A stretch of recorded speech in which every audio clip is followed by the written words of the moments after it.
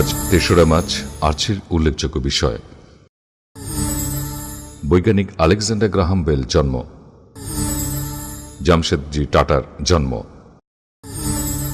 অভিনেতা তুলসী চক্রবর্তীর জন্ম।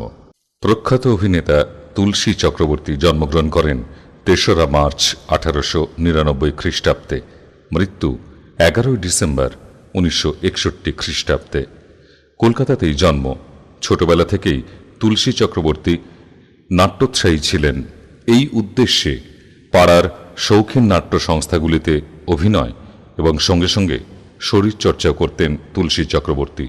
তখনকার প্রসিদ্ধ বোসেস সার্কাসে যোগ দিয়ে কিছুদিন দৈহিক খেলা দেখান। দীর্ঘ ৪০ বছরের অভিনয় জীবনে তার অভিনীত ছবি ও নাটকের সংখ্যা ৩ শতাধিক। তোর মা করে গেল, তোর মা করে গেল, কেঁদে কেঁদে বলো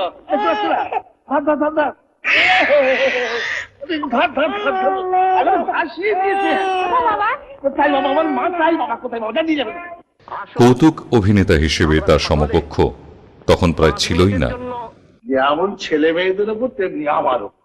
সরে বসো, সরে বসো বলছি, সকালবেলা বিরক্ত করো না। আমায় দেখলে আজকাল বিরক্ত হও। কাজ কাজ আর কাজ, আমরা যেন কাজকর্ম কিচ্ছু করি না।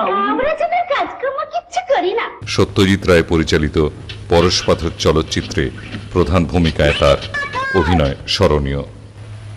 একটি বাড়ি করেছি, স্ত্রীর ফুলের শখ ছিল, একটি বাগান করেছি, আর একখানা গাড়ি কিনেছি সেকেন্ড হ্যান্ড। গ্রামবাসী চলে চলে জ্বালাতন হয়ে গেছে, আর মোচট খেয়ে খেয়ে আমার হাঁটু একেবারে ছিঁড়ে গেছে। প্রচুর পুরস্কার পেয়েছেন। জীবদ্দশায় তিনি একজন কিংবদন্তি অভিনেতা হয়ে বাংলার মানুষের চিত্ত জয় করেছিলেন। সে কথা নয়, একে ভুললে চলবে না,